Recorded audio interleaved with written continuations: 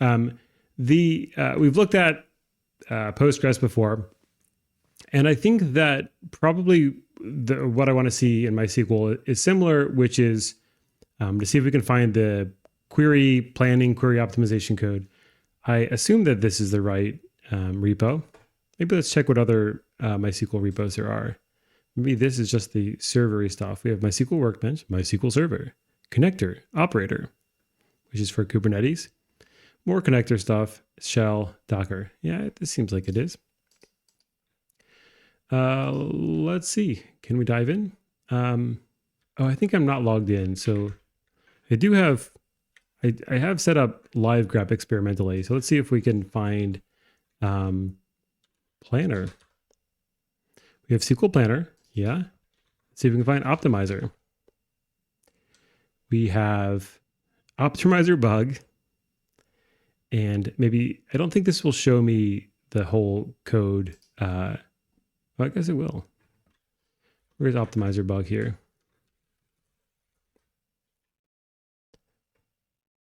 We have something like optimized table. Is that a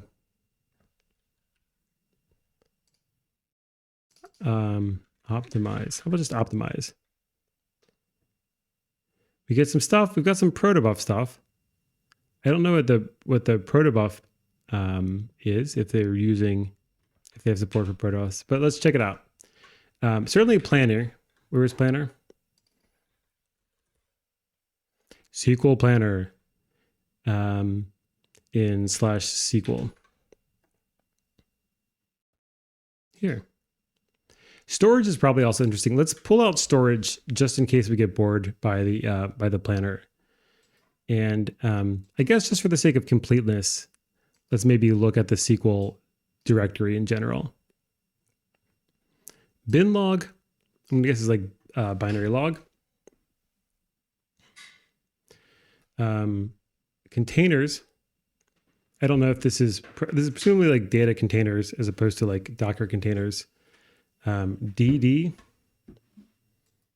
that like the file utility DD? DD routine properties, SDI file. What? Or maybe this is the command DD, data dictionary. We also have examples, GIS, which I guess is like location data, histograms, iterators, join optimizer.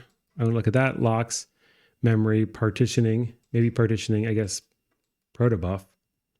RAII is maybe resource acquisition is initialization.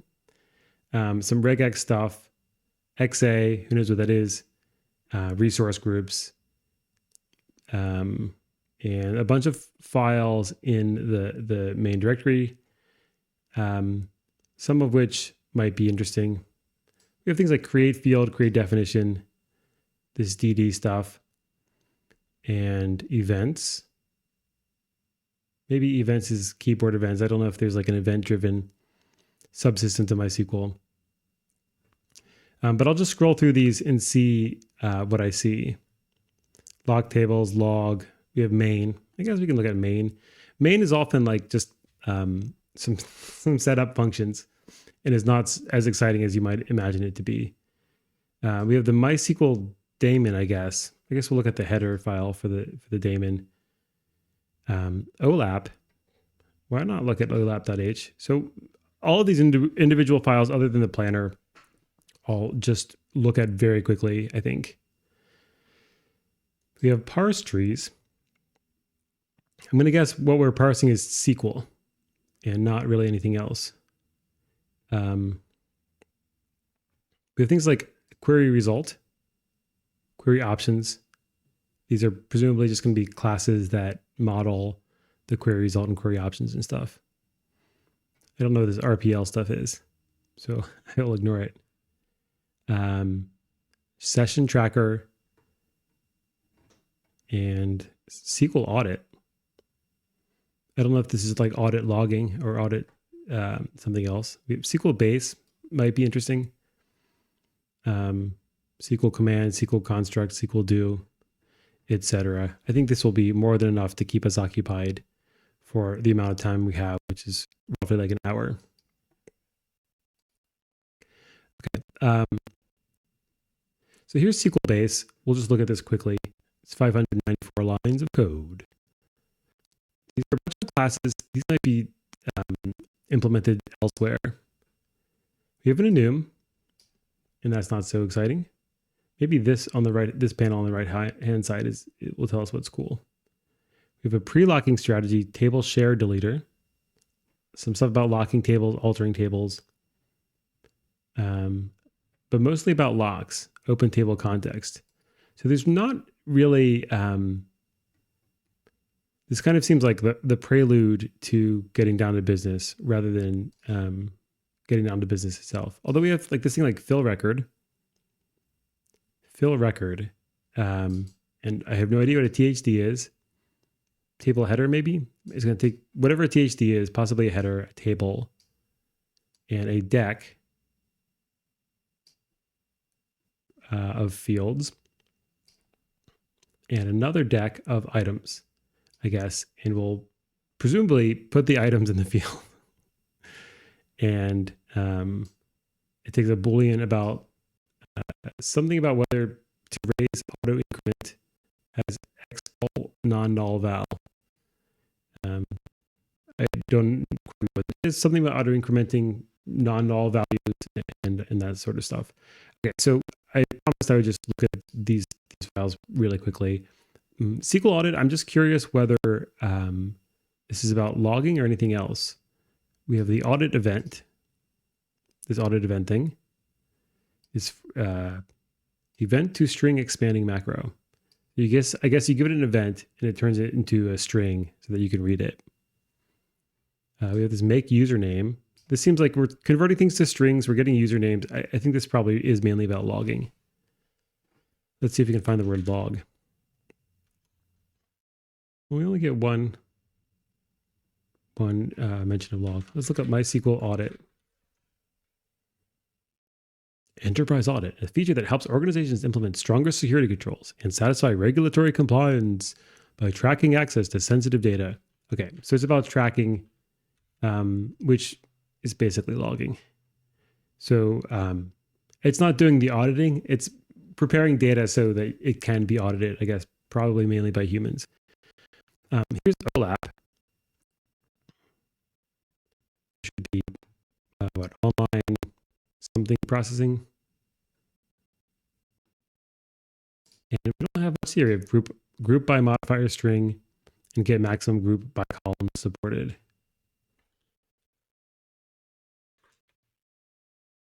I don't remember the analytical processing. Okay. So for whatever reason, I guess you need those two functions if you're going to do OLAP. Here's this is presumably the daemon, MySQL d.h. We include a billion things. The actual code is not so long. There's some stuff about signaling, signal restart server. And I guess it's probably just going to start some process, listen to commands, and then do databasey things on them. So essentially kind of like a REST API, but using something custom. And it's all extern stuff, at least down to here. And we're in the header, so we don't get any of the implementation. But this is like argument parsing. Increment query ID and return it. So this is next query ID, I guess. So we keep track of how many queries we've done. And it seems like we're just keeping this in memory and not storing it anywhere. And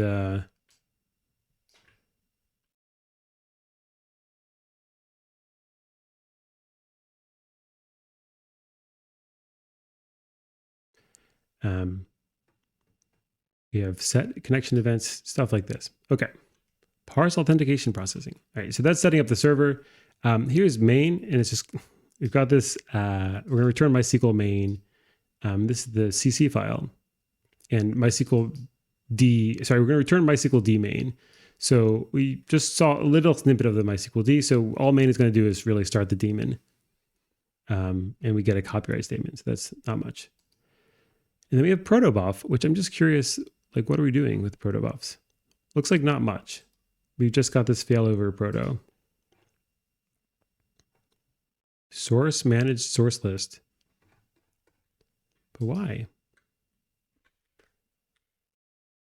What do I do? Proto. This looks like this is just vendored stuff from Google.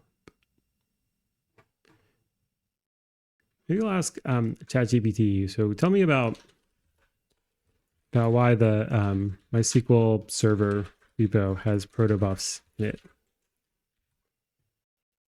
Okay, so we'll close this, and hopefully this will basically just leave us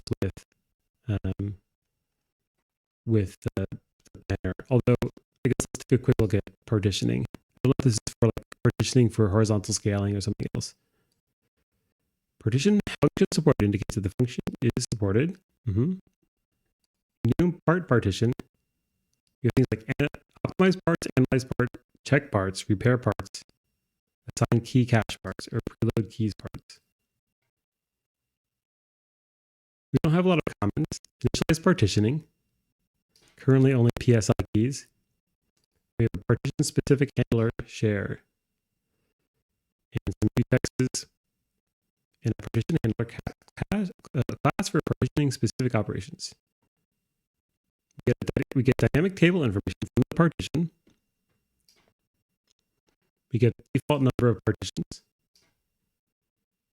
And we have set up auto partition called for engines with HA use auto partitioning. So I guess this is maybe for partitioning into different shards. Is that right? Overview of partitioning in MySQL. It does not provide much in the way of guidance for physical aspects of data storage. Partition, blah, blah, blah, enabling you to distribute portions of individual tables across a file system according to rules which you can set largely as needed. In effect, different portions of a table are stored as separate tables in different locations. The user selected rule by which the division of data is accomplished is known as partitioning function. Okay, but can they be distributed over different machines?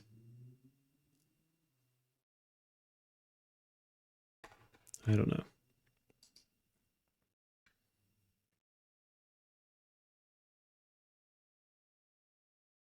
So how about MySQL partitioning network?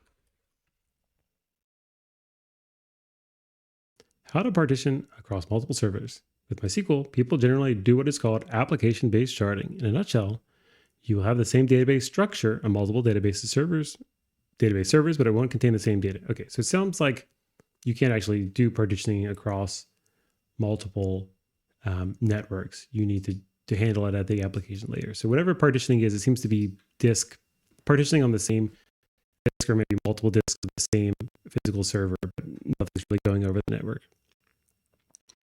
Okay, so that leaves us with the join optimizer, although I think planner was a separate file.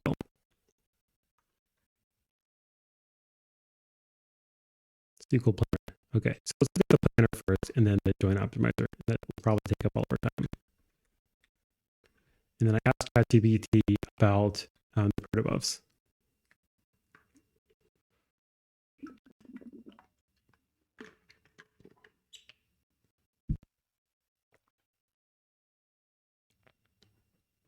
Yeah, well, ChatGPT is just saying what may happen. I don't think MySQL has native protobuf support in the sense that you can like write protos to it in a way that you can query. All right, so here's the SQL planner, at least the header. We find the lateral dependencies of tab. I'm guessing table. This code is, we get a few comments, but so far it's not the most reader friendly, I think. So this class, we have optimized table order, which is some class.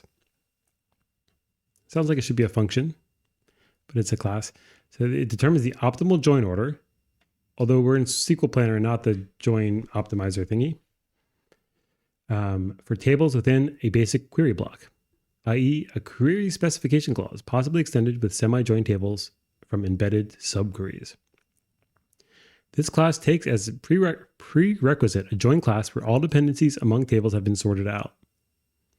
So we're going to take a join class And I don't know what it sorted out means, but I guess we're going to assume certain things about the dependencies that they've already been pre-vetted in some way.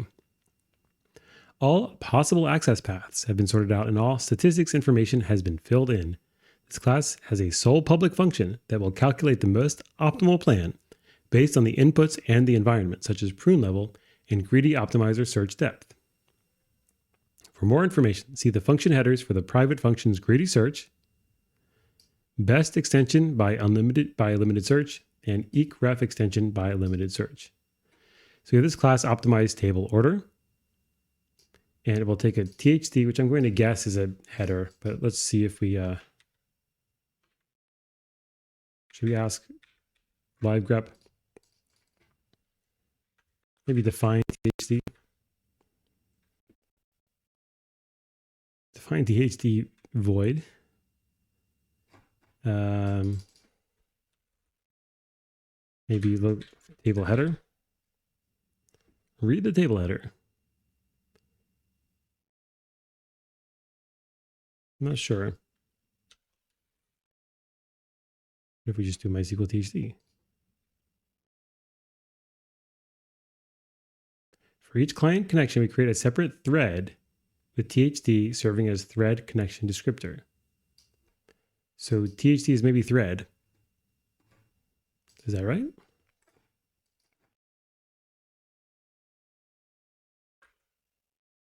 The THD thread session handle. Yeah, I guess thread handler is THD.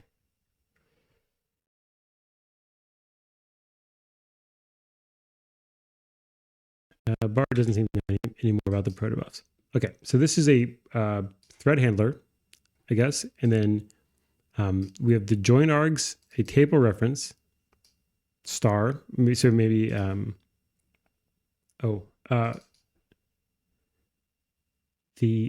guess like a list to of or a pointer to table refs, which is called SJM nest arg.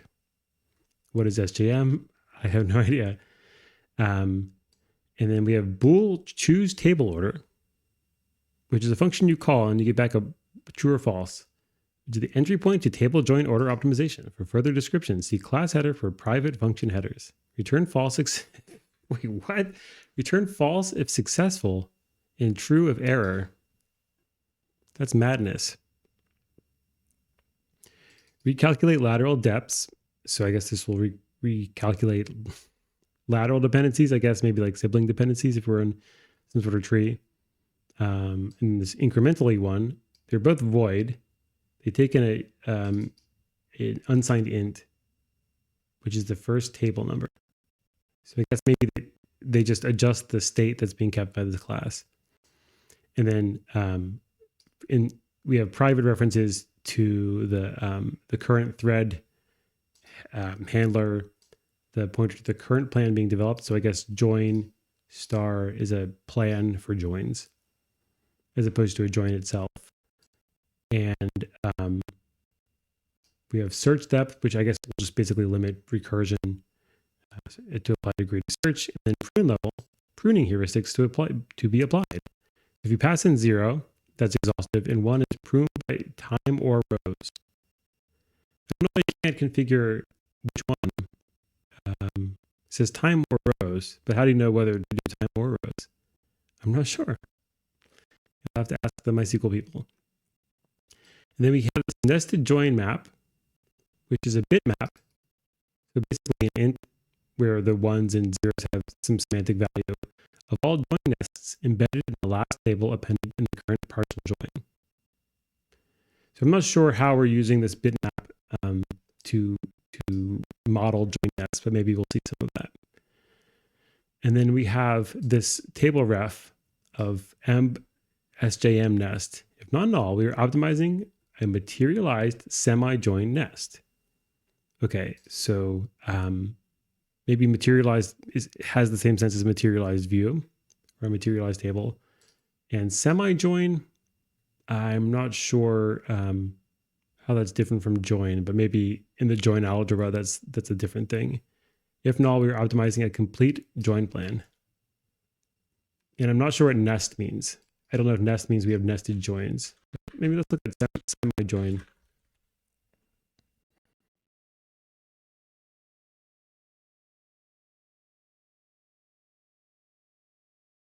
Semi-join redirects here, but doesn't actually mention semi at all. What is a semi-join in a database? Let's select students with grades using left outer join. Now the same with semi-join. So we say select distinct student IDs from students as S, and we left join grades on the grade student ID is equal to the S student ID, and we only look at students where the grades are not null. And then with left semi-join, we do select students IDs from the students where exists.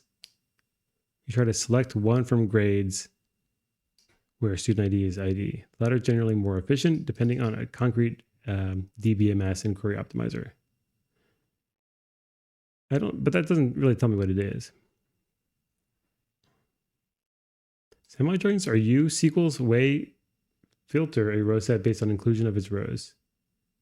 Other dialects expresses the select star from A, where A key in blah, blah, blah pattern.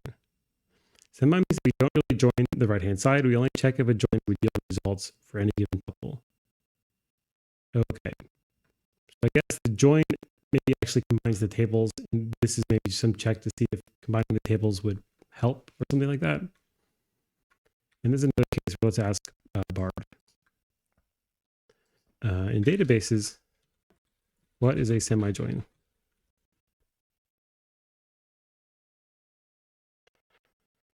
Okay.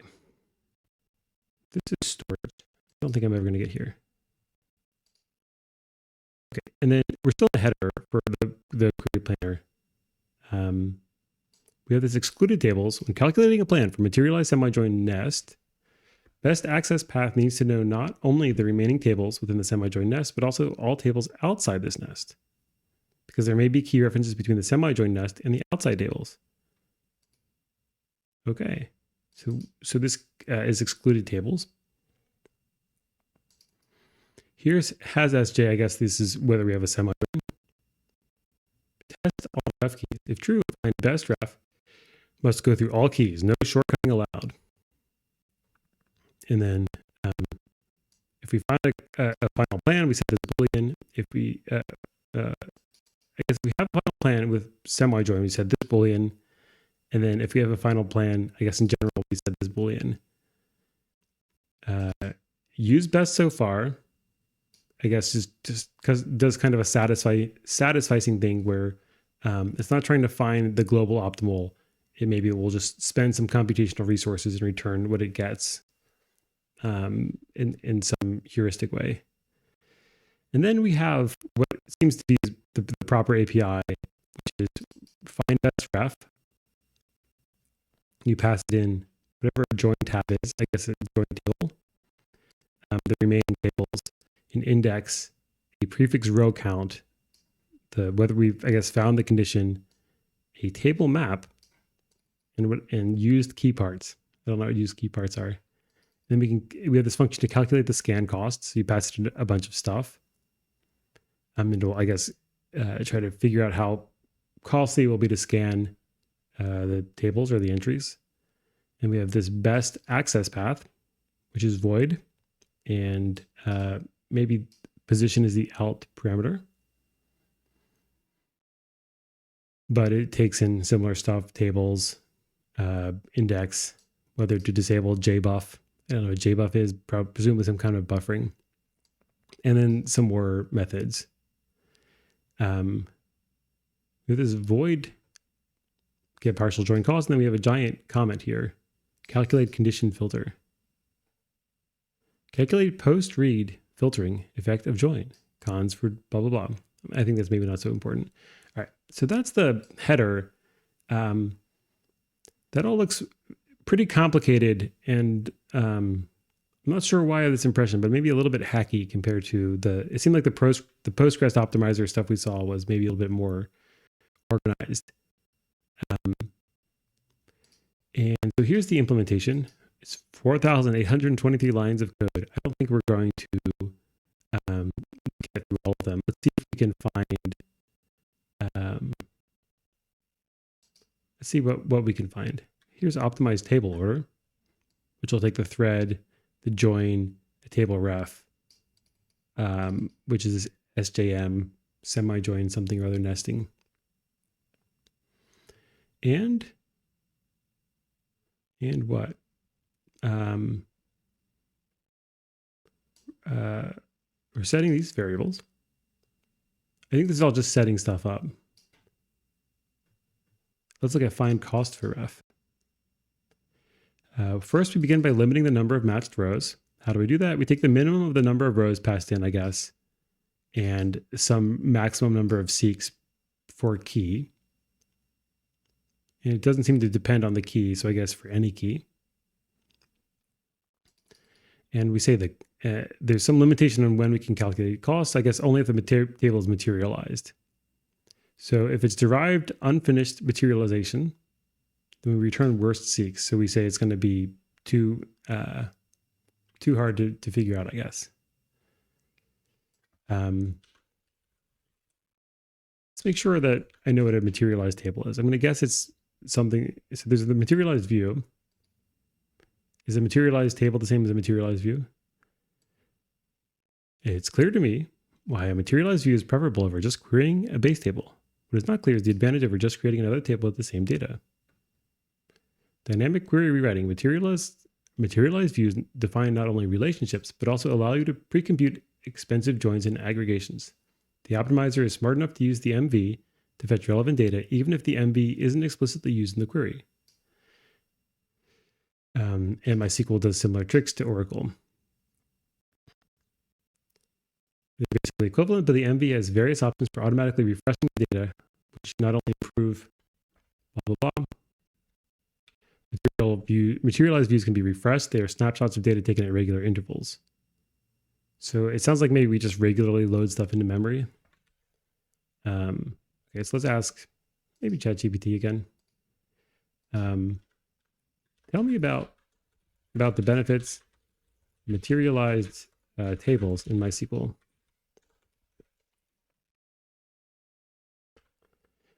Okay, so we say we bail out if it's not a materialized table. And we look at the table covering keys. Check if is set key no. So covering keys is set. This is maybe a bitmap. And key no is maybe something like a flag, potentially. At any rate, I think that's what it's saying. Like if is set, I think it means that like that matches. Like somehow the covering keys is in the covering keys in some sense. We can only use index tree. Why? I don't know. But we look at the index scan cost of the key number and one, whatever one is, and the number of rows. And that's the index read. That's the cost estimate for reading the index, I guess. And we return the read cost, total cost. I guess maybe summing up some different partial costs or something. And then we check if the key number is I guess a primary key, and the primary key is clustered. And if so, we estimate the read costs. Given the key number, whatever one is, presumably some flag that changes the behavior, and the number of rows, and we return the total cost there. So this, I guess, this case happens if the key is covered. Okay, so the key is covered, we don't even check the primary key stuff. But if it's not covered, then we look at the primary key. Otherwise, we return the minimum of the page read cost, table file page read cost, key number rows, and worst seeks. Okay, so I guess this is saying these are maybe two ways of having the data in memory already. One is whatever covering keys is. Maybe this is stuff that's been loaded into memory during the materialization process or during some other process. And this is, we have an efficient index of it, possibly also loaded in memory. And I guess it seems like if we're down here, then maybe we have to look on the file system, which in the old days was like a seek on a spinning disk. And we figure out how much it costs to read a page. And then we return the minimum of that in burst seek. So it costs like, if we have to go out to AWS cold storage and they have to like physically like take tapes out of a storage unit or whatever they do, then the page read cost might be like 6 weeks. So if that's more than worst seeks, then we just return worst seeks or whatever. Argan. Views try to optimize how data is actually fetched compared to actually querying the table. Maybe, but hunch. I think that's right. I just don't understand what it means, like really concretely. So this is reduced. These are like benefits. They offer several benefits, improved. But yeah, okay. But what are materialized tables from a technical perspective?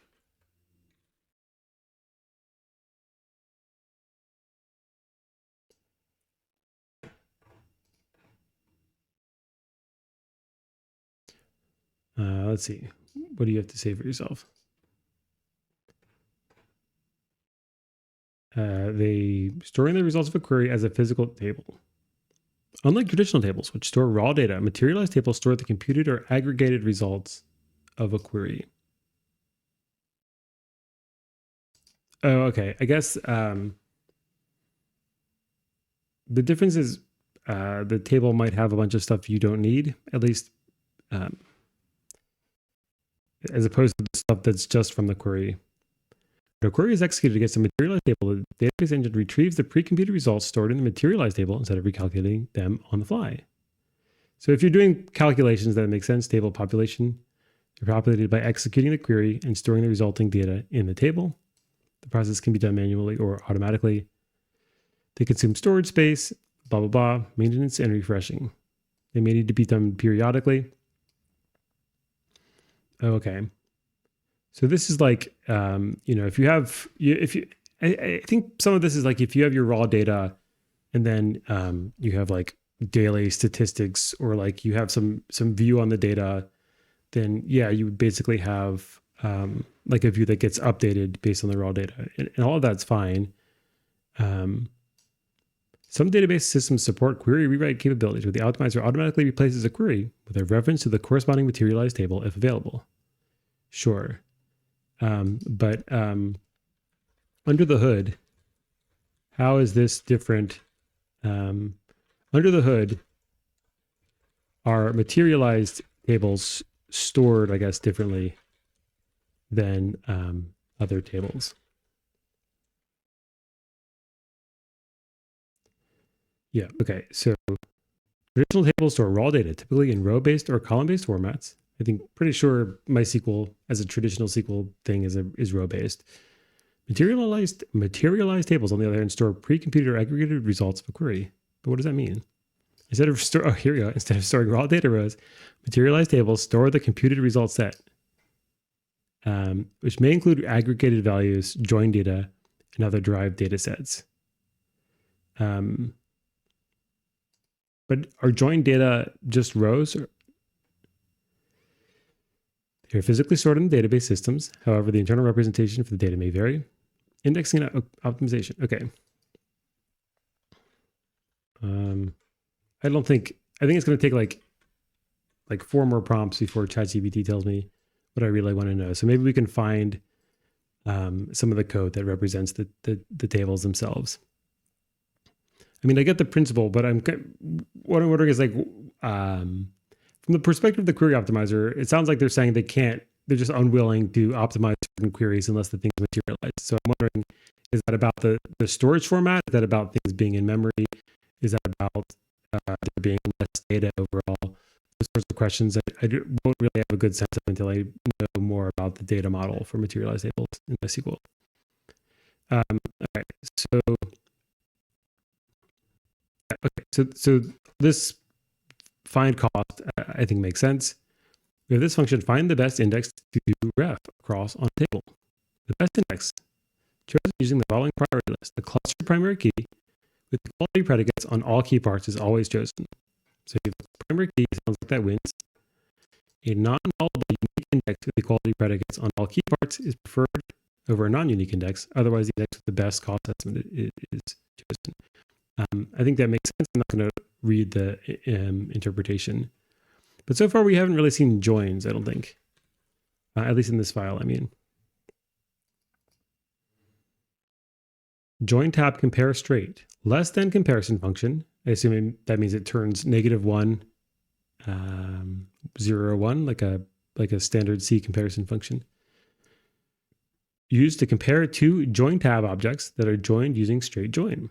For straight joins, the join order is dictated by the relative order of the tables in the query, which is reflected in the join tab dependent. Table size and key dependencies are ignored here. I guess that means if you say join table A and B, that order is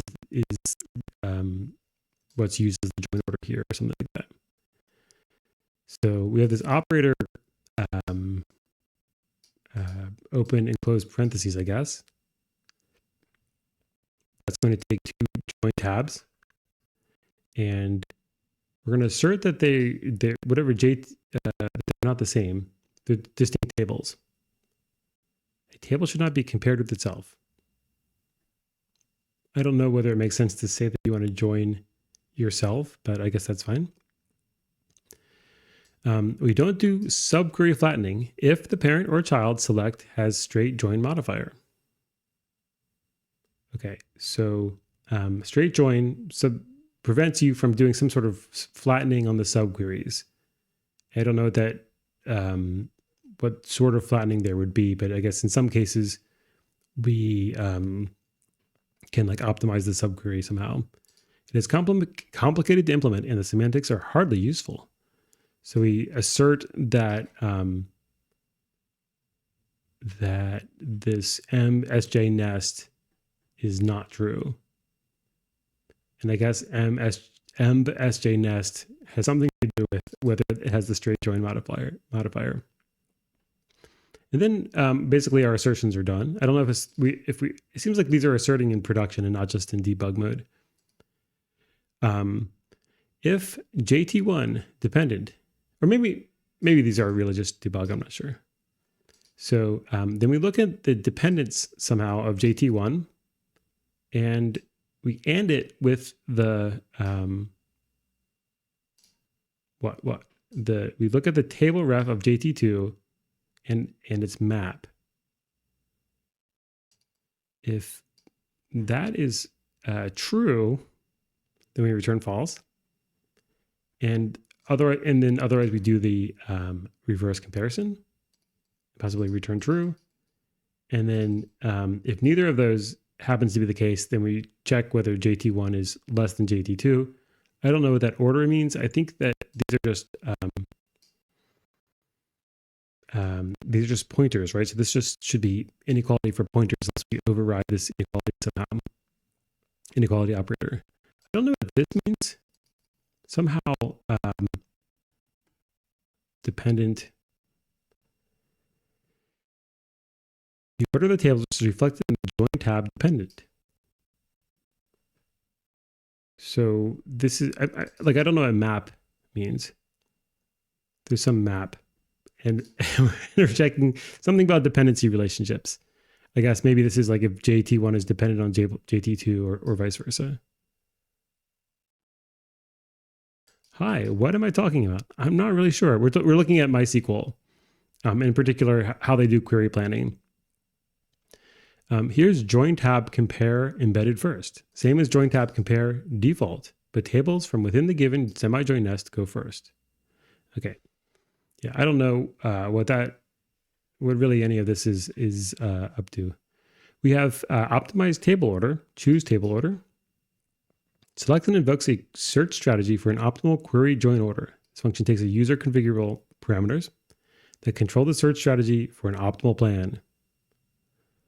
I think we saw maybe a similar comment on in the header. This is the thing that returns false if successful and true if error. So we say that we haven't got a final plan, and then we make consistent prefix cost estimates also for the const tables.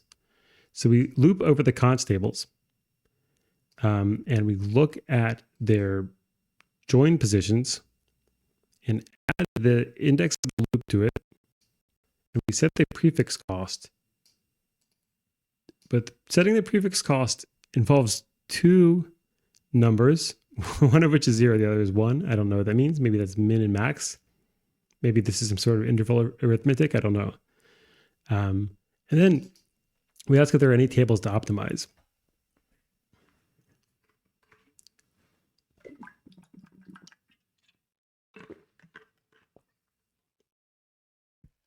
We look in the join, check the const tables. And if it's equal to the join tables, then I'm not sure what that means. The const tables are somehow const, and the join tables are possibly not const. I don't know. Then we copy the best positions. I forget whether memcopy is copied from here to here. At any rate, we're copying maybe positions to best positions, I think, for all the const tables.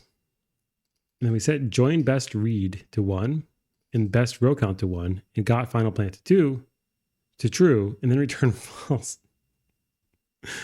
What on earth? And that's the end of the if statement. So if if these two things aren't equal, these join tables and join const tables, then we're down here and we reset the nj counters. Maybe nj is something join on the query block. And I guess somehow get a straight join. We look in the query block in the active options, and we end it with select straight join, which is presumably like a flag. And that tells us whether we want to straight join. And then we have this table map of join tables, which I guess we're going to populate somehow. And if emb sjm nest, we're optimizing semi-join serialization nest, so put the tables from the semi-join as first. Then we do we call merge sort, which is a classic. And what we're sorting is this best ref plus const tables. I don't know if these are pointers or what. Maybe we're sorting pointers versus best ref plus join tables. And then I guess whatever, I'm not sure what this last argument is doing, but join tab compare embedded first, sjm nest. And they're setting join tables to be we're peeking inside emb sjm nest and getting the sj inner tables. Otherwise, if emb sjm nest is not set, then if select straight join option is set, reorder tables so dependent tables come after tables they depend on. Otherwise, keep tables in the order they were specified in the query. And then, and if this is not set, then we apply some heuristic. We're going to pre-sort all access plans with respect to the number of records accessed. So if we're doing straight join, then we do this merge sort with whatever summing this stuff means. I don't know what it means to sum a best ref with a table. And I guess this third argument is the comparison function. Join tab compare straight here. If we're not straight join, then we call join tab compare default. And then we set join tables to join all table map, and I think this is like the negation, the bit tilde, bitwise negation of const table map. I think that's what that tilde is, right? It's been a while.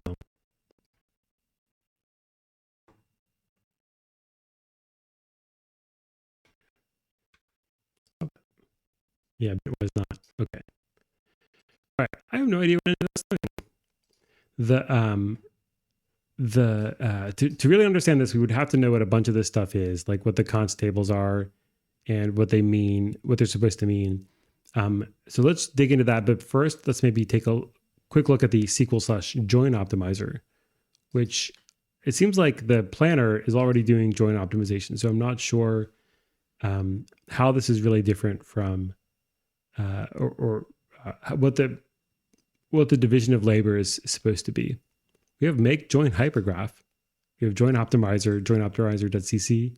Interesting order defs. Interesting orders hypergraph.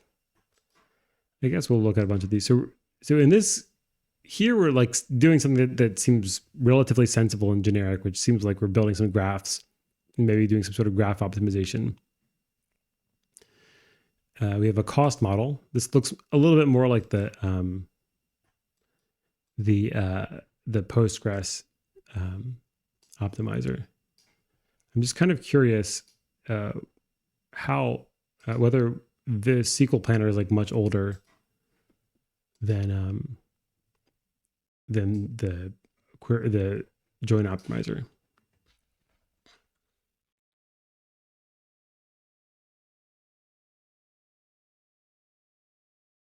I mean, they're both updated pretty recently. I don't really know how to get a good sense of that. I think even with, I don't think GitHub surfaces history especially well.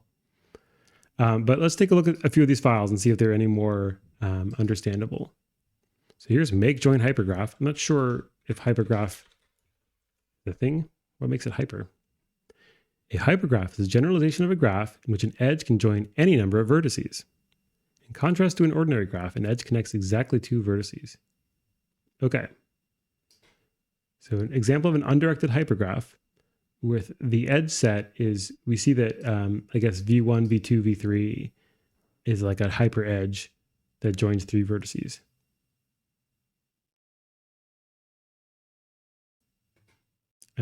Which seems like you could get by, essentially there seems to be an underlying graph and like these are like paths.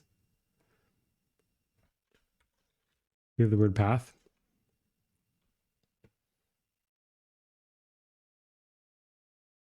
Okay, so basically an edge, you have, it seems like you have like a an adjacency map where instead of edges being pairs, they can be arbitrary n tuples.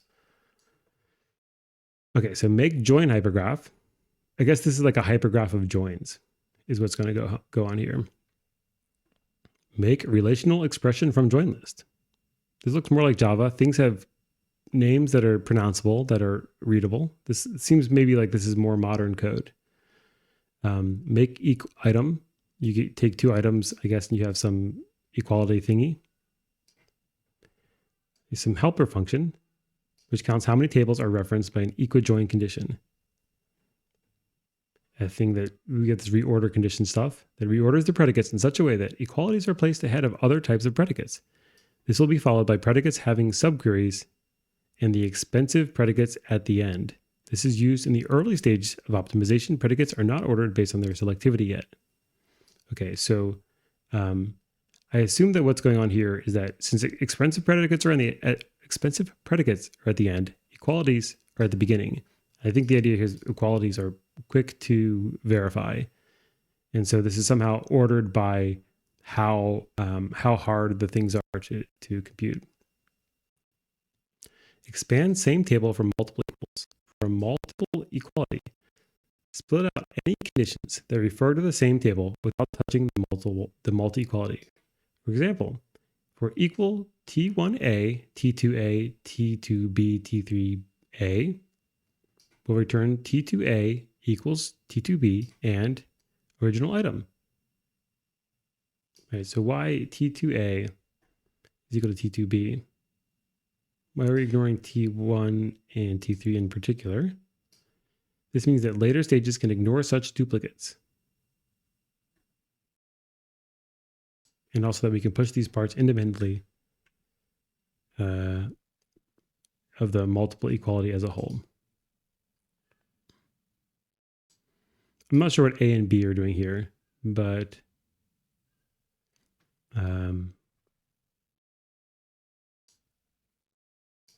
for some reason we're popping out T1, T2A, and T2B, and that's going to be some optimization. Here's a thing that does more expanding on multiple equalities, and they're expanded before join push down.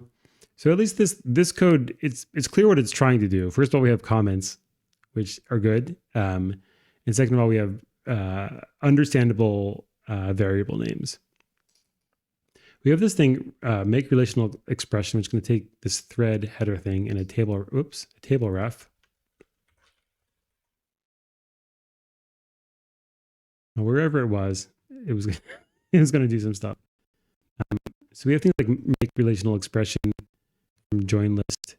So, so this is building up some hypergraph. I don't know. Does it say explicitly where the hypergraph is created?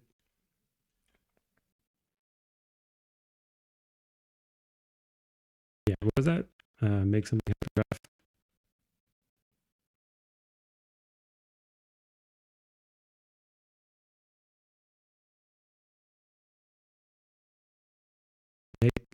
Make join hypergraph function. So make join hypergraph is Boolean,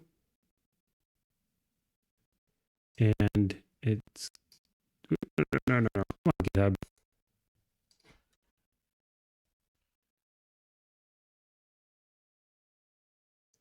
It's going to take a string, maybe a list of strings for the trace. Maybe this is keeping track of where we've been. And then we've got a join hypergraph that we're passing in. And where is always false? I don't know what that means. I guess that's maybe configurable. And given the fact that we're passing in a hypergraph, maybe we're calling ourselves recursively. So let's see if we have a call to make join hypergraph in here. It doesn't seem like it. I don't know if this is readable, but we can try it. We're going to get the query block. We're going to take a look at the graph, the thing that was passed in, which is a join hypergraph already. And we're going to look at the query block. And if trace is null, then we do some stuff. I guess trace is maybe like a logging thing. We add like human readable stuff like join list after simplification, blah, blah, blah. And we get the number of tables from the query block, which came from the graph we pass in. Leaf table count is, I guess, the number of tables we're considering. We're only looking at the leaves. And then we reserve some nodes for, I guess, each, for the number of table items there are.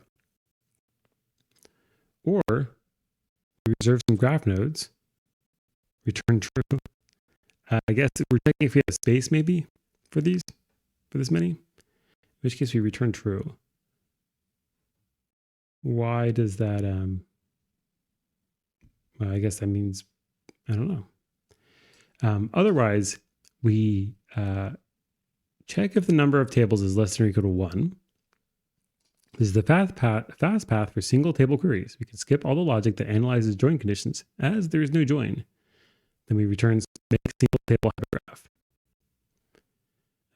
Otherwise, we don't have just a single table, and we get the root, calling make relational expression from join list.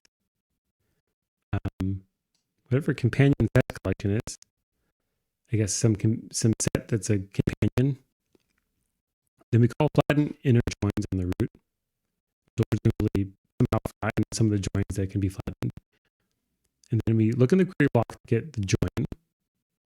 Maybe this is like an explicit join that you've asked for in the SQL query. And if we have a trace, then we add this tracing stuff that looks like logging. And then we get, maybe we're declaring table filters and cycle inducing edges, essentially lists of these things. And calling push down join conditions. Passing in the cycle inducing edges. And I guess these are like empty at this point. I'm not sure. But we're like passing like the root into the table filters and the root into the cycle inducing edges. So so maybe these are doing some computation. And at any rate, we we call push down join conditions, which is presumably going to do some computation, possibly fill in the edges and the filters. And I don't know. And then if we're down here, we split up the where conditions and push them down onto the tree as much as we can. They have earlier been hoisted up as far as possible. See the push down as much as possible, etc. So we look at the where conditions, and if the where condition of the join are non-null, then we call it early expand multiple equals, etc. Okay, so all of this I think is, you could trace all of these function calls using like go to definition and could kind of figure out what's going on. We are running out of time, so I'm not going to do that. But I think in principle, this is starting to be more sensible than what I was seeing in the planner. Here's the header for Join Optimizer. The hypergraph Join Optimizer takes a query block and decides how to execute it as fast as possible within a given cost model based on the idea of expressing the join relations as edges in a hypergraph. It is intended to eventually take over completely from the older Join Optimizer based on prefix search, SQLplanner.cc, and related code. Okay, so this is newer code. That explains why the style seems less like caveman style. And it also explains maybe why it looks more like the Postgres stuff. Maybe there's been some intervening years of database research from when the query planner, the SQL planner was originally started, in addition to the stylistic gains that have been made by not giving your variables insane unreadable names. And it's nearly feature complete, but it's currently in the early stages of the very simplistic cost model. And certain limitations, the most notable ones are that we do not support hints, except straight join, traditional and JSON formats for explain or update. So I'm curious when this comment was written, though. If you're going to claim that you're nearly complete. So like 3 or 4 years ago, I don't know. I guess that's pretty reasonable to take that amount of time to make a query join optimizer thingy. Here's joinoptimizer.cc. I think we basically have not much chance of understanding this in the time we have left. But it all looks clean. I think with some effort, I think people could figure out what's going on. Interesting orders. I'm just kind of curious if this is like a zoo of orders that are interesting. I don't know, we have item handles, order elements, like order, but smaller and easier to handle for the purpose. Maybe we're just keeping track of things that we've found that are like on the way to progress. This is some stuff representing functional dependencies. I don't know. What is this file supposed to do? This is the header. This is depth, interesting orders.h. Tracks which tuple streams follow which order, and in particular whether they follow interesting orders. An interesting order and or grouping is one that we might need to sort by at some point during the query execution. Okay. This is, I think these are interesting in the sense that like we're keeping track of, we've done some work to optimize, and these are things we need to keep around for later, as opposed to like orders that we know to be interesting a priori in some sense. And it gives you a reference to some papers, which is great. 0404, so this is presumably from like around 2004. Both Neumann and Morcott. I don't know if Neumann wrote these papers, if Neumann wrote this code. Let's see if we have any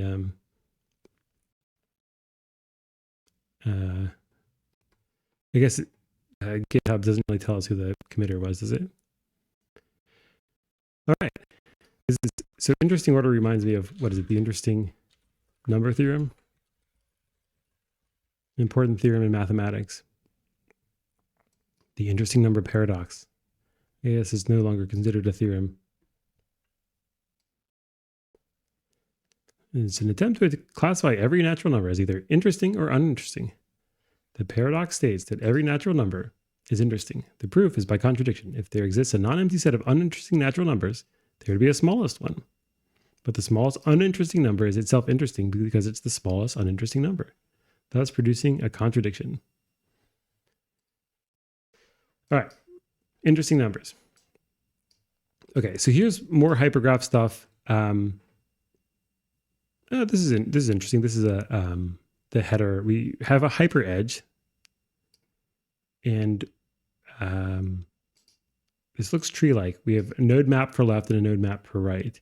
The endpoints, hypernodes of this hyperedge, see the comment about duplicated edges in node. The left and right may not overlap, and both must have at least one bit set. I'm not sure what a node map is. Maybe a node map, since it has bits that can be set, maybe it's essentially just like a bit map of its left and right something. A node is a list of edges indexes into the hypergraph's edges array that touch this node. So the node is keeping track of everything, I guess, that comes into or goes out of the node. We split these into simple edges, only one node on each side, and complex edges, all others, because we can often quickly discard all simple edges by testing the set of interesting nodes against the simple neighborhood bitmap. So I'm not sure that I know what it means, for example, to touch in this context, but a simple edge sounds like it's basically like a edge of a traditional graph. It has it's a thing between two nodes. It's a relation. It's a two-area relation on vertices. And I guess complex edges are n-area relations for n not equal to 2, assuming if they allow one-area relations or whatever. And it says simple edges are easy to reason about. But maybe more interesting, there's a simple neighborhood bitmap. And maybe that's part of the reason that we're doing all of this. If we have a quick way to compute everything that's in your neighborhood, that should be basically everything you're connected to by some hyperedge, then that seems like that would give you a nice way to think about clustering in this graph. And so maybe that's part of the point. For optimization purposes, the edges are stored as if they were directed, even though the hypergraph is fundamentally undirected. That is, UV edge will be duplicated internally to VU. Okay, so I think that's basically like we're storing both, presumably because we don't want to have to check for the reverse in our logic, and maybe it's just easier to use up memory to duplicate the edges. And this is, if they're undirected, then kind of what we're doing is we're taking the quotient of this operation where UV is similar to VU or whatever. The version that is posted in a node's edge list is the one where the node itself is on the left side. This, in the version that is posted in a node's edge list. I'm not sure what posted in the edge list is compared to duplicated internally. I don't know. This saves a lot of duplicate code, which was what I suspected the reason was for doing this. It also reduces the amount of branch mispredictions significantly.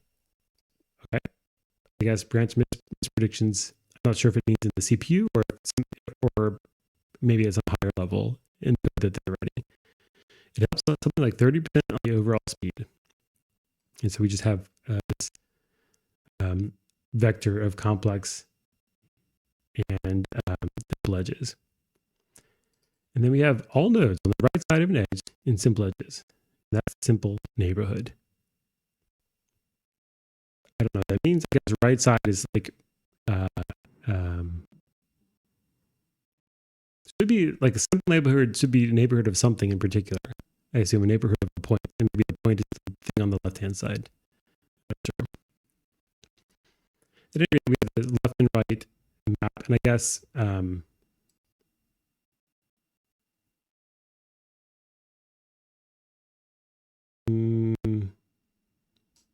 left and right, if they were, I guess if this were like a regular ordinary graph, as opposed to a hypergraph, then left and right would be the vertices.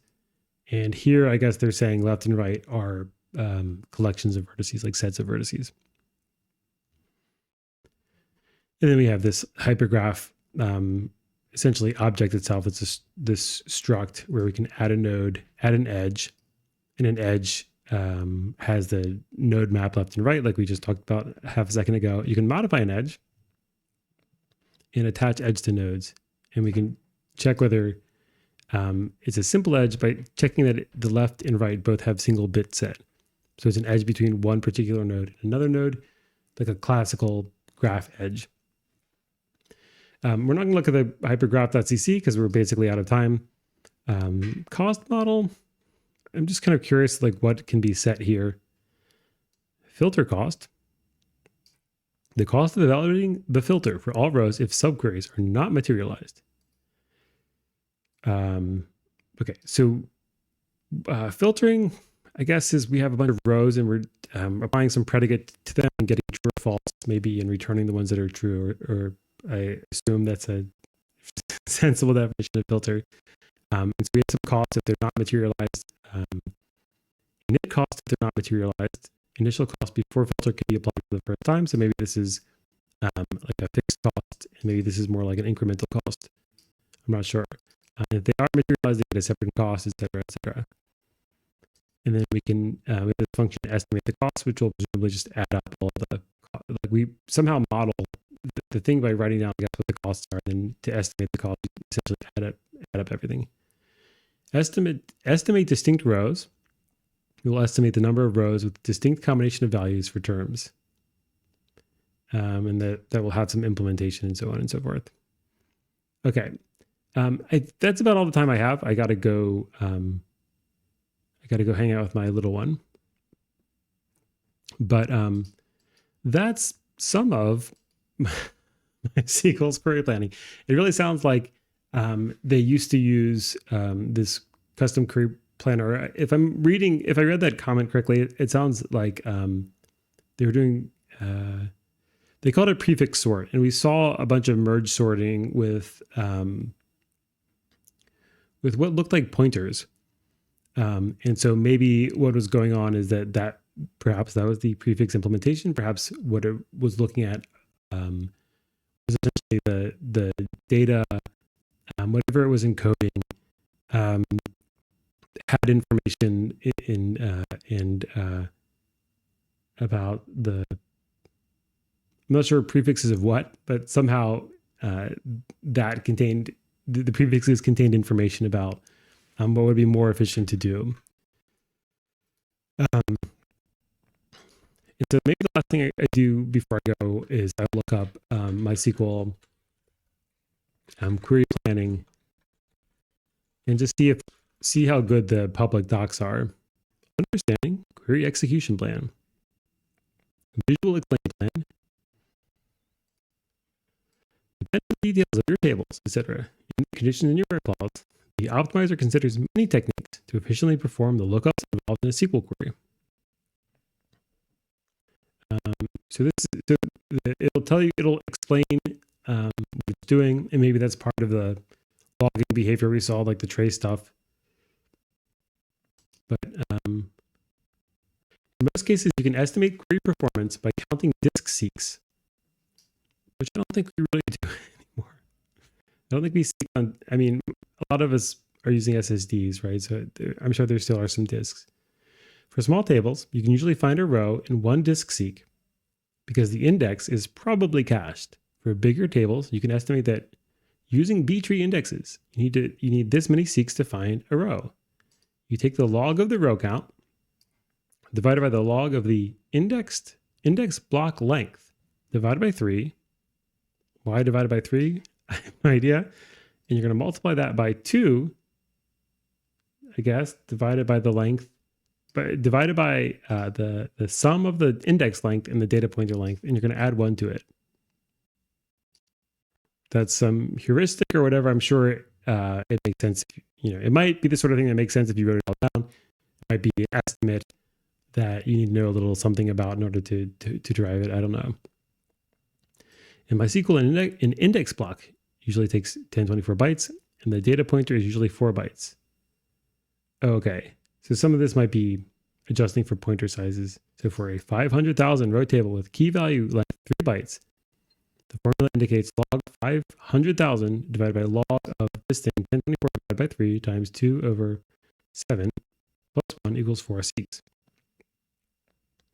That's cool and all, but that's not really what I was looking for. Let's see if we add prefix sort. I think that's what I said.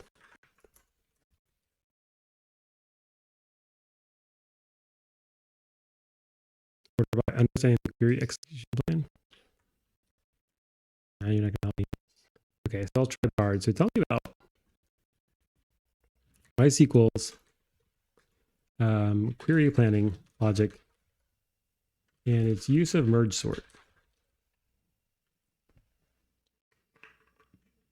Audio is choppy. Hey, I'm sorry. I don't know how to fix it. How often is it choppy? Like, is it like every few minutes, or like once every 30 minutes, or what's going on? I can try to post the locally recorded video in case it's something that's caused by the network. But I really appreciate that. It's important for me to know when the audio is not good, because once it's streamed, there's little I can do to improve it. And it's always sounds fine when I monitor it and I record test videos. But for whatever reason, when I'm doing it live, I don't know if there's like some sort of lag that's disrupting things. I'm still trying to figure out what's going on. All right, so MySQL's query planning logic and merge sort. It uses a sophisticated multi-step process for query planning, which involves determining the most efficient way. So parsing, validation, cost estimating, choosing the best plan, using join order and sorting algorithms, how to sort, blah, blah, blah. It uses merge sort for sorting data when necessary within a query plan. So it works, but yeah, I know about merge sort in general. Or not infallible. So maybe what it's doing with sorting is just sorting the rows. But I don't know. So how does the new hypergraph query optimization logic differ from the traditional SQL optimization logic in, I think it's called SQL Planner. Let's see. Stop this. Stop that. All right. I think let's look at Planner again. SQL Planner.c.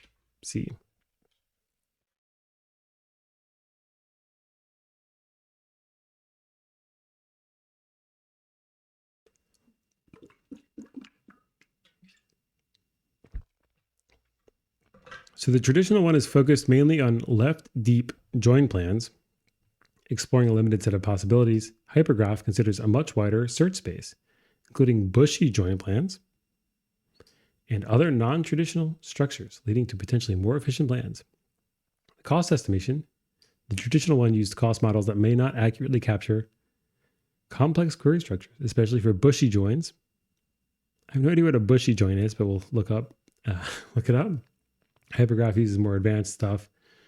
Join ordering, traditional, primarily used a greedy approach. Yeah, I saw references to the greedy algorithm. I don't think I saw any functions that were called greedy, but it uses a greedy approach to optimize join order. I was under the impression that greedy algorithms often perform relatively poorly, potentially missing better options. And then Hypergraph employs dynamic programming, which is cool. I love dynamic programming that iteratively evaluates different join orders, leading to a more optimal selection. In cross-engine optimization, traditionally we handled logical and physical optimizations for different storage engines. For example, MySQL and HeatWave in separate phases, potentially missing cross-engine optimizations. So maybe this is like optimizing each C file when you compile versus like whole program optimization or something.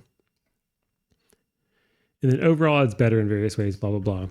What is a bushy join plan? Oh, I mistyped plan.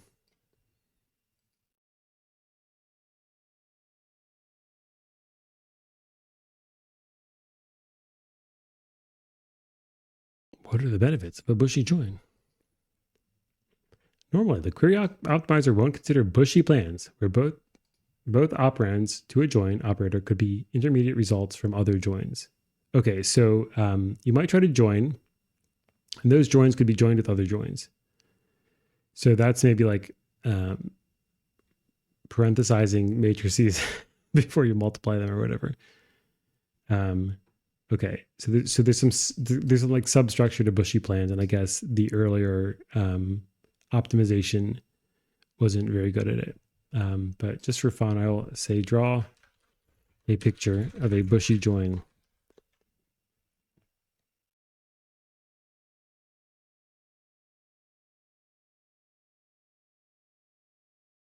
You can generate images. All right, so here's an example. So from this multiple branches split off, connecting data tables. Each fork in the branch signifies another join, creating a bushy structure with multiple join paths. So we have table A to B. Somehow D seems to depend on B twice. And then table F depends on D. I'm not really sure what's supposed to be going on. Each fork in the branch signifies another join. Yeah, I think it's just trying to. I think it's trying to show us that there are intermediate joins now. All right, so I'm going to stop there. That is MySQL, or part of MySQL. Hope you enjoyed that. Tomorrow we will be doing more stuff. I don't entirely remember. I guess let's pull that up. Whoa.